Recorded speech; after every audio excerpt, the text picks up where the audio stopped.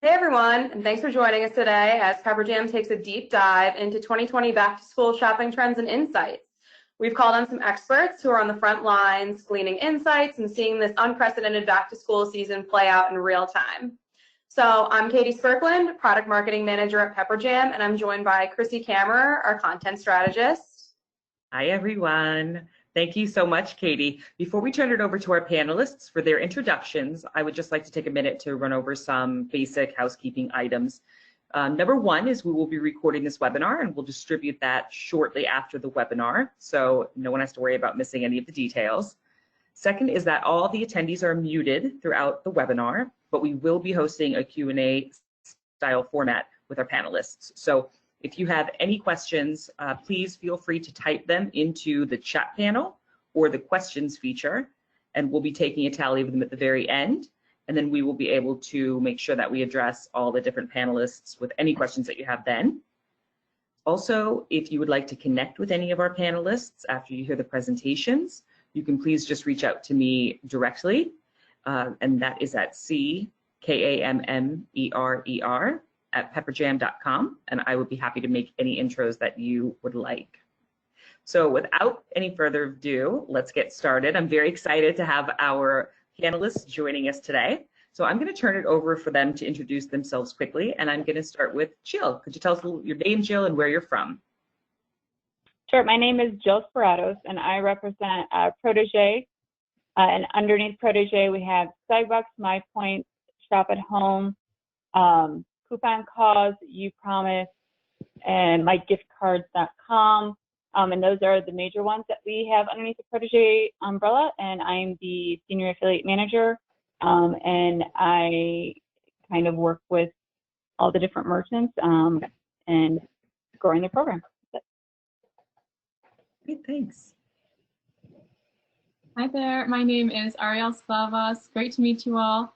I am our Director of Customer Success at a company called Unidays. Hello, hi all. First of all, thank you Pepperjam for the invitation. It's great to be here. My name is Surekha Kern and I'm the Head of New Business for Unidays, the world's leading student affinity network. Hi, my name is Jacob Huang. I'm the Director of Business Development here at Slick Deals, and thanks so much, Pepperjam, for hosting this.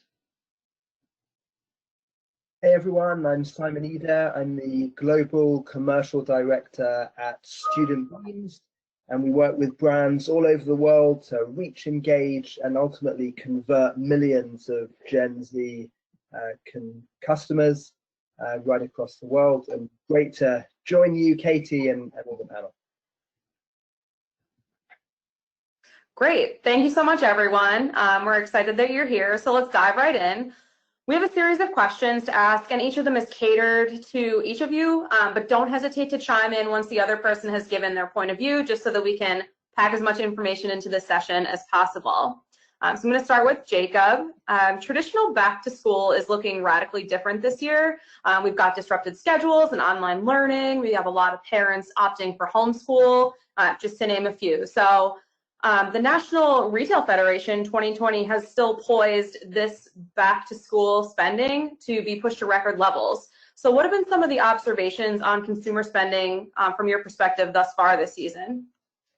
Yeah, so for us at Slick Deals, we've seen a large increase in overall traffic due to stores being closed and people shopping online. One of our leading categories is consumer electronics, with laptops and computers being one of our top performers. So what we're seeing with retail partners is that they're actually selling out very, very quickly, and they're having like inventory issues due to the high demand. So the students are kind of going up against like office workers that are upgrading their in-office setup. So like monitors and computers have been pretty much selling really, really quickly. So our deal duration when we actually host deals is actually very, very short and haven't been able to sustain a very long period of time, but we're still selling them out very, very quickly. Other categories that are very noteworthy is video games, Nintendo Switch being one of them that has been also selling out with inventory issues. Vitamins, face mask, apparel, and also CPG brands that are also promoting like healthy snacks and various different things. Great. And Ariel and Sharika, We have a lot of confusion going on with back to school plans across the country. For example, I just found out my own children's school district's new plan a few days ago. So I think that, and they're moving 100% virtual. So I know 54% of shoppers indicated that they didn't even start their back to school shopping, and that was back in mid-July, which is weeks after the traditional back to school shopping season actually kicks off. So without a firm universal decision on plans from schools across the country, across the globe, how have you seen back to school shopping season, the time frame itself change? Is it shorter? Is it longer? Is it faster and furious? What do you see? Great question. Thanks, Chrissy. And to be honest, we actually have not seen a significant change in the back to school season, the time frame or the duration.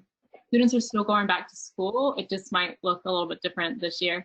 Even, I think it was Chapel Hill this week, they sent students to school for one day and then they pulled them back after that. So be prepared for changes as they come. But you know, when we look at this historically, we looked at last year when we started to see an uptick in new members, and we're seeing an uptick in new members the same time period this year. When we see an uptick in new members, we also see an uptick in engagements.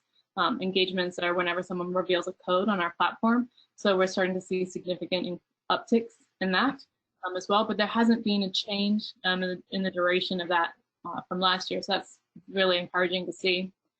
We're also seeing historic increases in the amount of new members that are coming onto our platform, 57% year on year. So these are all really encouraging signs for us that although people might be purchasing different products, as Jacob was alluding to, tech is performing really well.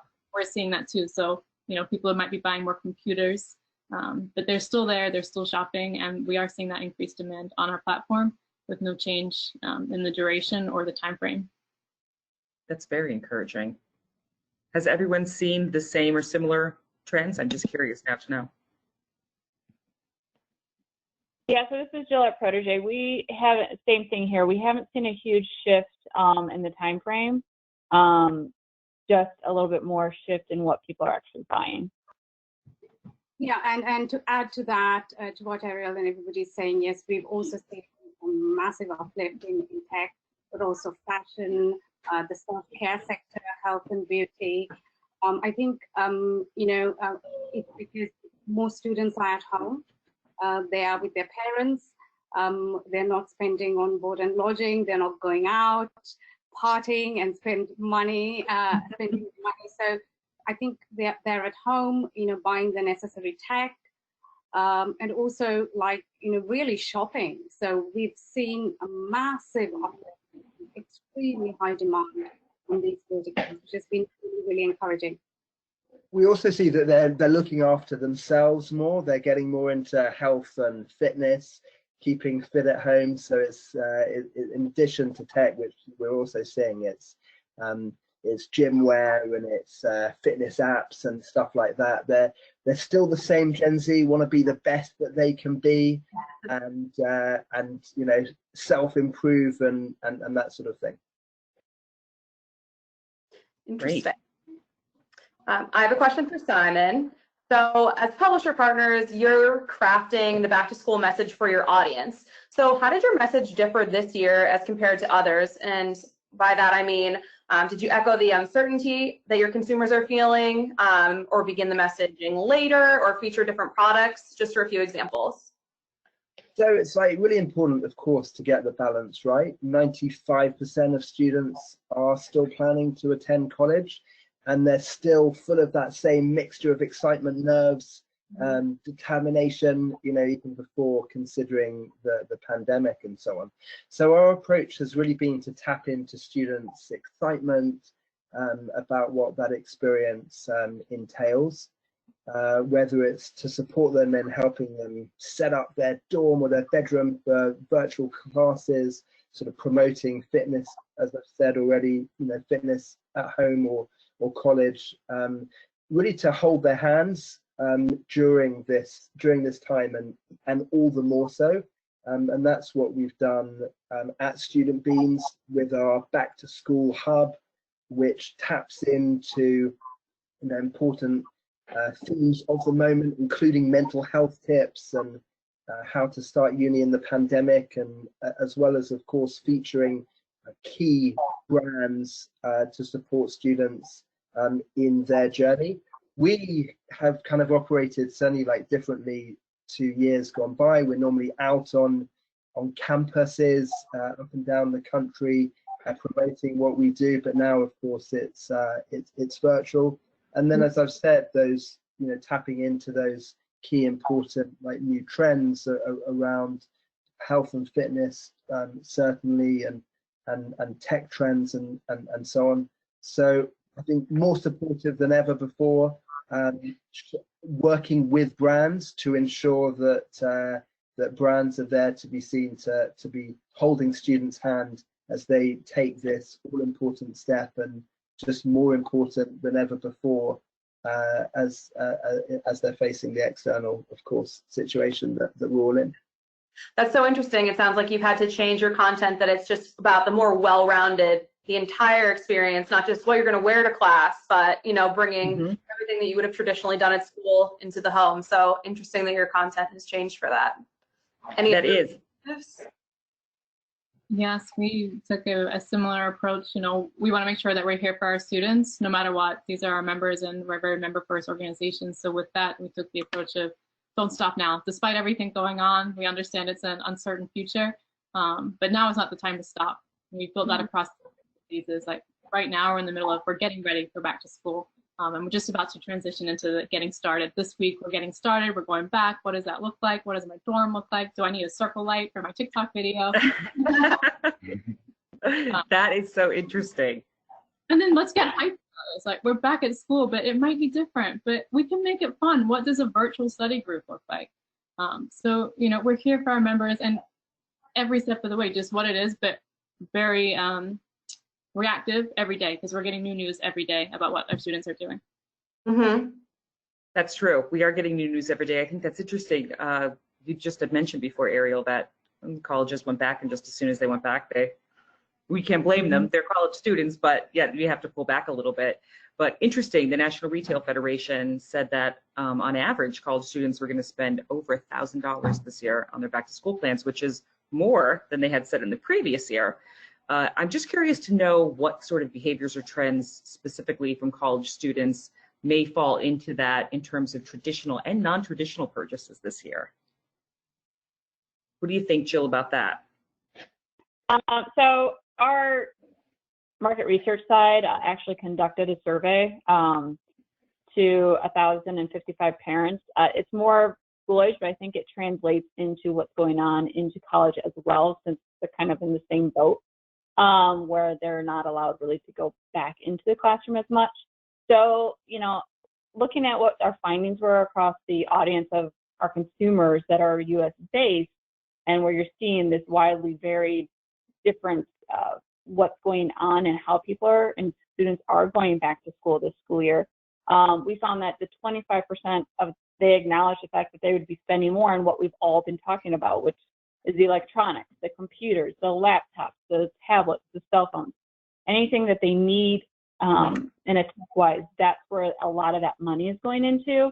But we're also seeing that they're spending an additional 28% on education and remote learning resources, such as school books that they could get online, textbooks, additional workbooks for extra practice, and just educational programs in general that are, you know, software-based. So that's kind of what we've seen, the shift in what's going on, not as much as the traditional school clothing and, you know, school notebooks and pencils, but more really driving the tech, and then also the online workbooks, textbooks, school books, those type of purchases.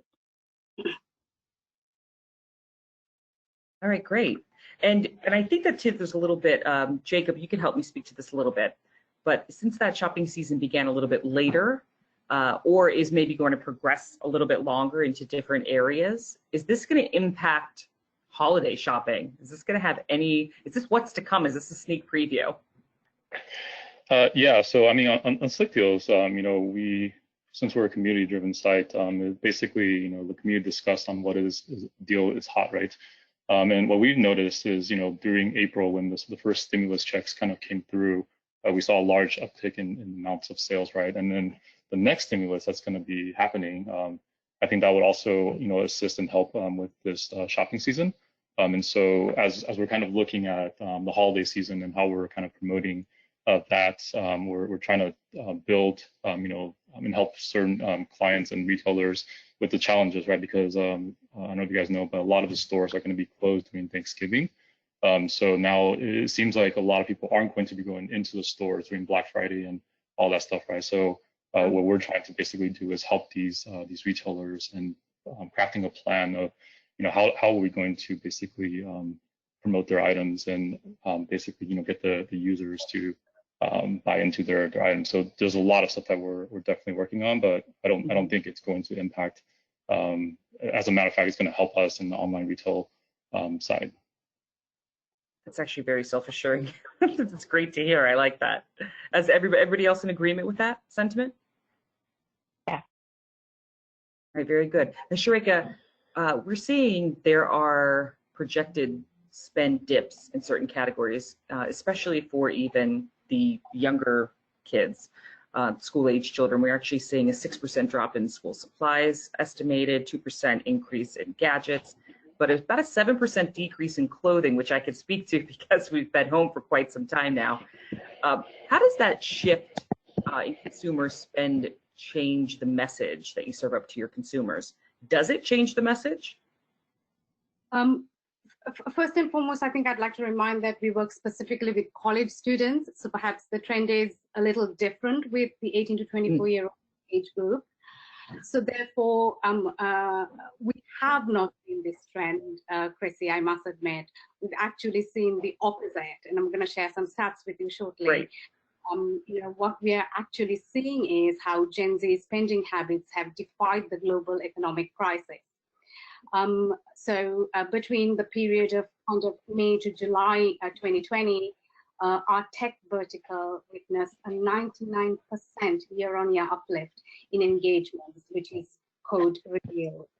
So to give you an example, without naming a brand because of privacy, a tech partner during this period have recorded a 179% increase in redemptions, Wow. with 181 increase in TOV, total order value, year on year. I mean, we were all surprised by this ourselves, but it's phenomenal. It's really, really encouraging, and this is a really good space. I think tech people within the tech industry knows this, and they're aligning with platforms like us, Unidays, and actually winning during this time. We've also seen verticals, with our fashion vertical, health and fitness have also been massive year-on-year uplift, over 30% in fashion, over 40% in health and fitness, year-on-year increases. Wow. Just to give you stats that I just want to share with you guys, these are Uniday's member projected spends. We believe students will spend over 1.2 billion on technology and gadgets, including upgrades. Students will spend over 363 million on new clothing and apparel. Students will spend over $163 million on beauty, cosmetic, toiletries. 81% of students will be buying new school supplies. That's what we see. Spending approximately up to about over 350 million for the new academic year. So the only verticals that we've kind of seen a negative impact are across food, drink, specifically restaurants, dining out options, travel partners, any partner with in-store offer. However, this is expected, right? Everything came to an immediate stop overnight. We've seen increase in demand for food subscriptions. However, services like, we have great partners like HelloFresh, and also food delivery options like Seamless and Grubhub. We see our members engaging and buying more and more in order to stay healthy while in quarantine and look for convenient options as well, because they can't dine out. Chrissy, I know that you were looking for a bit of controversy, like between us, some sort of divergences, but it's great to also share with Sharika that Student Beans has seen very similar like uplifts in those areas, as well as like tech and like beauty.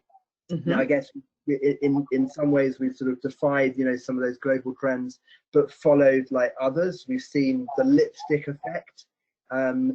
You know, those beauty products, you know, fly off the shelves at greater speed, even in like May and June, than during sort of November, December, the festive season time. And that includes actually some at Student Beans, some of our jewelry brands as well. We saw bigger days during June than in Christmas. So fascinating to see that alignment, and also I think we can all agree just that importance of the student demographic, how important that student demographic is for brands.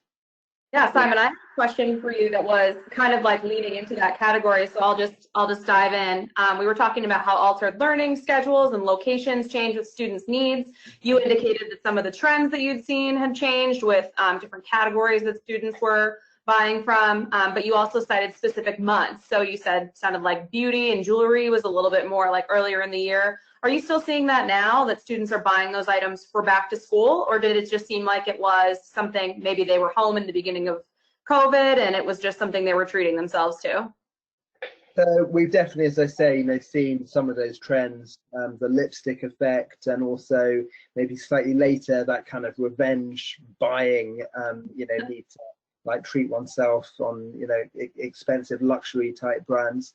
So and again, like, fascinating to see how quickly things are moving. No, I'd say that now obviously the focus is on tech, as I think we've also been saying, as the back to school season is in full swing, and as well as like fashion, as students think about if they are, you know, moving to college residence, you know, what they're gonna wear and so on. One trend though that is particularly prominent, this is like grown if we compare, say, this year to last year, that's that rise in fitness and athleisure. We know this is a generation more health conscious than those that have come before, but spending over the past few months has really increased in this area.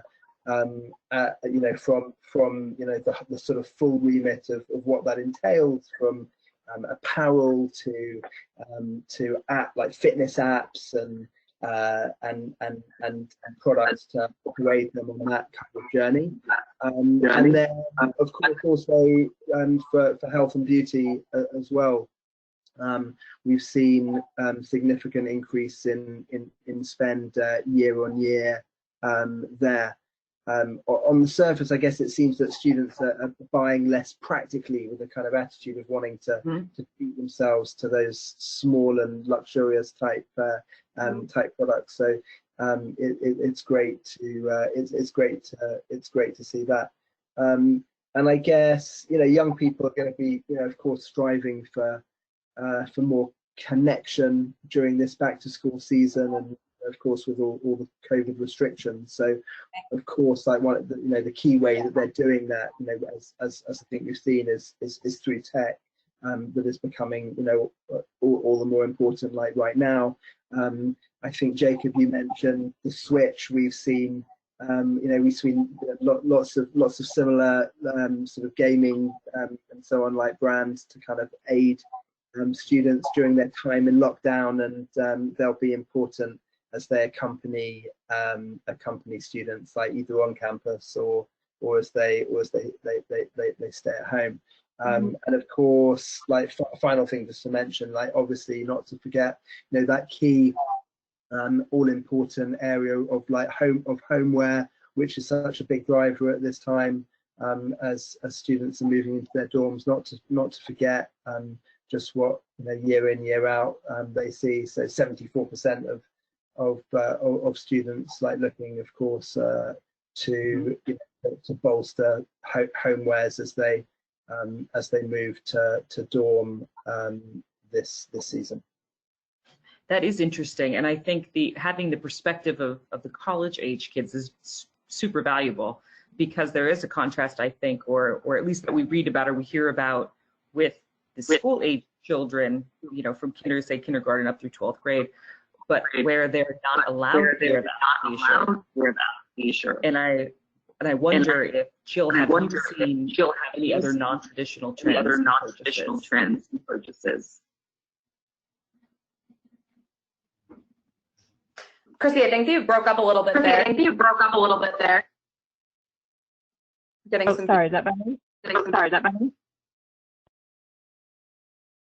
So the question was, Jill, for you specifically, sort of the counter trend to what we're seeing with uni days and student beans with the college-aged consumers and their parents for the maybe the younger, perhaps, and younger meaning it could be anybody from kindergarten through 12th grade.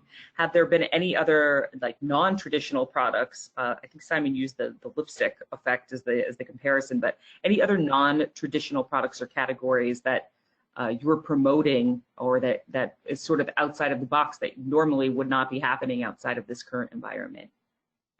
Yeah, so we're seeing still the surge, and we're still pushing the, you know, personal protection equipment, masks, gloves. We're also, you know, continuing seeing strong categories across all our brands and anything cleaning supplies related. You know, we're still seeing the spikes in the online education and home improvement and do-it-yourself projects have been really strong. And then health and wellness, even though it's one of our strong categories, we're starting to see the focus of what's being purchased is largely more on the workout equipment. And then for our home and office, it's traditionally more of that soft, right, with the paper, the ink toners, the pens and pencils for the start of the school year. Now we're starting to see a really big spike in the furnitures, desks, you know, computers, tablets, as people are trying to prepare their house to be the at-home classroom, because we don't, you know, there's that unknown of how long we're going to be in the distance learning.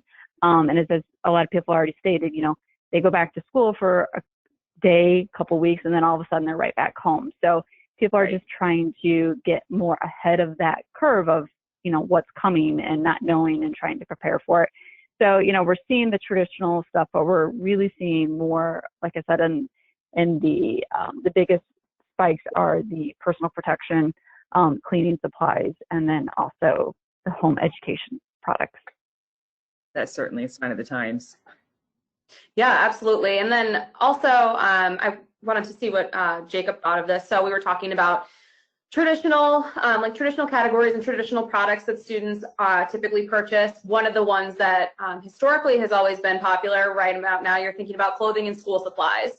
So what trends are you seeing, I guess, specifically regarding clothing, the sort of products that people are buying? Are they leaning more towards like uniform specific items, or is it more athleisure for people that'll probably be learning virtually? What's the category like? Yeah, so as Simon mentioned, athleisure is definitely one that's picking up. For us, uniform isn't really that big on site. The reason why is, you know, usually merchants, retailers, they want to clear excess inventory. They'll come to us, right? So, you know, usually like the time period of that happening is a little bit like towards the end of the season. So we don't see a lot of that pickup. But for athleisure, a lot of, you know, new retail brands starting to work with us. Getting exposure on site and doing that. And back to the last question, I just want to throw this in there. What interesting thing that we've seen is in the personal finance vertical, we're seeing a lot of new signups for like stock brokerages and things like that, right? So people are starting to get smart about their money and credit cards as well, right? So that's one of them. And then the other one was U-Haul. We're seeing a large uptick in bookings on that, which is pretty interesting, right? People are starting to move out of the cities and go into suburbs. So it's quite interesting what we're noticing across the board. Yeah, absolutely. It's another thing that you wouldn't have necessarily thought of, that it's just, you know, back to school shopping season's just expanded into a lot of people making changes in their lives. It's not just going back to school this year. Right. Yeah, I would not have thought of that either. I have a question for Ariel, and it sort of switches the focus just slightly, and it goes to consumer shopping behavior on their devices. So we see now for 2020, roughly about 46% of the shoppers saying that they're they're going on to moving towards away from, they're on mobile, and 64% are moving more towards desktop because they're home more. And we don't know if that means they're spending less time on their phones or they're doing other things on their phones, but they're certainly shopping more from desktop. Does that change for you at all, the sort of exposure or creating more unique desktop opportunities? It feels like everybody was sort of optimized to mobile the last few years. And now that, is there anything different now that we're shifting towards desktop? Oh goodness. And yes, that's another interesting question. Because another trend we haven't seen, but perhaps because we do market specifically to Gen Z and the college students, our members have continued to favor our app over any other platform. About 65% of our total member base prefer to use our app over any other platform, which is why we continue to evolve and develop our app and allow for more merchandising and more placements within our app. That being said, we're a very mobile first generation, so we communicate with our members where they live. So we have seen an incredible demand for the amount of push notifications that we're sending to our members, along with any kind of personalized and segmented CRM type communication. In addition to this, we create custom experiences for our brands to meet our members across both platforms, no matter where they are, but the majority of them do tend to live, the majority of our members do tend to live on our app, and we create highly targeted and unique member communications across this channel. Great. If I may add to that, since Sure. Unidays is not, I know we were talking about a lot of sales and conversions, which is absolutely great, and that's one of our strongest things that we do. But we specialize in building affinity, so it's not just about sales, right? It's about that emotional connection. It's about building that brand and getting our members to love your brand, increasing that love factor. So because of that, we see our partners don't only just come in and put in an offer or value and sell product, they're also interested in building that affinity. So therefore, we have a lot of kind of content, brand stories, polls, brands, big brands, like Nike, Apple create content with us. We curate them, so it's kind of more like a feed. So I think they find it more comfortable, going through our mobile as well. So it's not just shopping. They also get exposed to so many other things, so much content and blog posts, etc. So I think mobile is definitely the preferred choice. That hasn't. Experience. Yeah, that makes sense. Yeah, and while we're talking about shifts in experience, I wanted to check in with Simon. A lot of consumers are shopping closer to home, just in quarantine. They're not traveling as far.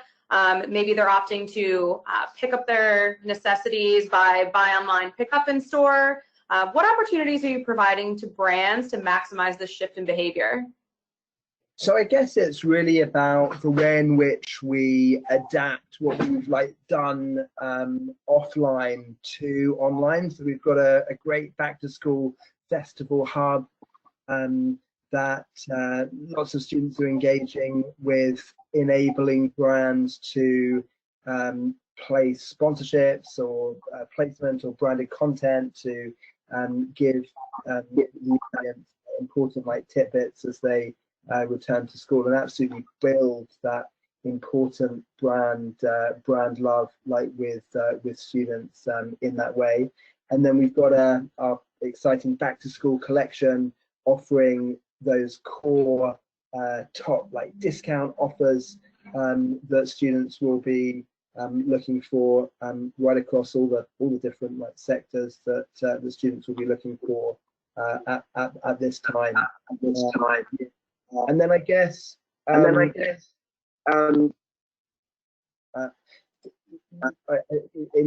really kind of building away from in store, in store. I mean, students will some students will, of course, do both online and in store. But it's about sort of hand holding them through that. Giving them practical tips and advice about the sort of safe ways in which to do that, and And then of course like tapping into important like Gen Z principles, you know, who, you know, Gen Z, you know, of course, you know, love that love touching and feeling, you know, products that they're looking to try, but giving brands the opportunity to, again, just sort of participate in imaginative ways of doing that, like online, through videos, through content, and that sort of thing. Great. One thing, sorry, one thing I'll add to this is for us, at the end of the day, it's basically what the final price is for the item, right? So when you do buy online, pick up in store, you can actually have a lower minimum spend. So, you know, we can actually craft different deals that can actually allow users to get a better price, right? So they don't have to spend the $35, $50, or even $100, right? And that's what we're seeing, and that's what we're working with the brands to help them drive that conversion. Yeah, that is interesting. I think that two interesting takes on sort of that. But I think before we move on now to audience questions, we could wrap up as we could probably talk for another hour, but we're already a little bit out of time. I just have a final question. It's not to anyone specifically, but how would you say, what's a brand's best shot sort of at taking these more non-traditional back-to-school staples like we're seeing with face masks and things like cleaning supplies? What's the best way they can receive any exposure from consumers this year? Is there a trick? Is there a tip? Something to stay ahead? What's the best way for them to get noticed? I don't mind jumping in first. Sure. Go right ahead. I think for any brand, for any advertiser, I think the best thing is to jump in, to be present, and to do more, right? Get to know the audience and get to know what makes them tick. You know, we, especially speaking about a Gen Z audience, we understand traditional marketing doesn't really work. They have very low attention span. They consume content differently. So what I say, the saying goes, if you want to stop the thumb, then you need to feed the eyeball, right? So what we do at Unidays so differently is, you know, I mean, you know, what makes, you know, we do stuff to get people to stop using their TikTok app and start shopping, right? And and the trick here is to build more emotional connections. You know, this is where this comes to play, and it is so important to understand this. We know students are spending, but they're very, very smart, and they're watching their dollars. To get students' attention, you know, what you need to offer them is great value. More than the price, it's value. And you have to also share their passions and ethos. We are finding time and time again that, you know, the offer is the most important element to conversion. And one thing we know is, you know, that their bullshit radar is finely tuned. So authenticity and follow through is absolutely paramount. Any kind of unique and ethical angle your brand might possess is also crucial to promote into the Gen Z audience. They define themselves in many ways. They're radically inclusive, have a lot of chat, more dialogue, welcome difficult conversations, and live life pragmatically. And what I want to leave with the audience today is to remember, with a $143 billion spending power, the Gen Z might be the youngest generation, but they have the greatest lifetime value by far. And that should be good enough reason for you to, you know, sort of start building that affinity and that connection, and to really jump in. Very well put. Absolutely. So we are going to shift into some audience questions, and then if anybody has any other ones, you can drop them in the chat, because I'm not sure. I think that everybody is still muted. One question that we do have, and this is for anybody, do you see a competitive advantage for socially and environmentally conscious brands among college-age students? I think this kind of goes to your point, Sarika.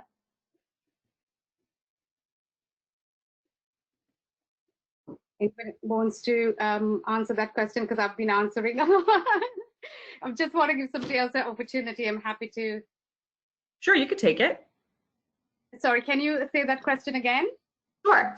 The question is, do you see a competitive advantage for socially and environmentally conscious brands among college-age students?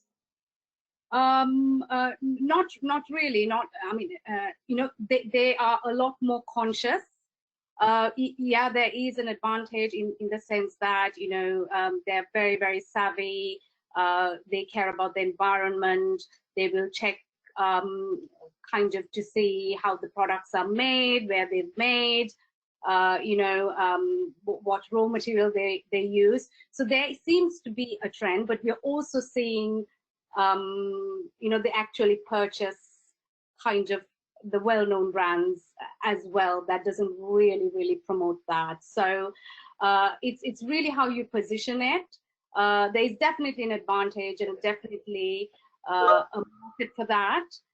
And definitely a lot of talkability around that. So maybe that's what I'd say to brands that are in that space and wanting to like tap into the kind of mindset of Gen Z and students and so on, is that whilst I totally agree, Sarika, that not all students are necessarily like within necessarily aligned to that position, but students are like more connected than any generation before, and so there's the ability through like social influencing to like really create a huge name for themselves, like in doing something different. It doesn't necessarily have to entail big budgets either. Yeah. Great. Just want to call out, we have one more question from the audience, but before we get there, I just wanted to let everybody know that there's a QR code on your screen. So if you take out your camera, pop open your camera and scan that, it'll take you to our back to school guide. It's on Pepperjam's blog, you can download it. And then there's a lot of great tidbits in there that are a good complement to what we've learned today. So the last question that we have from the audience is, what's the #1 piece of advice you would give a brand who just increased their affiliate budget to maximize spend during back to school?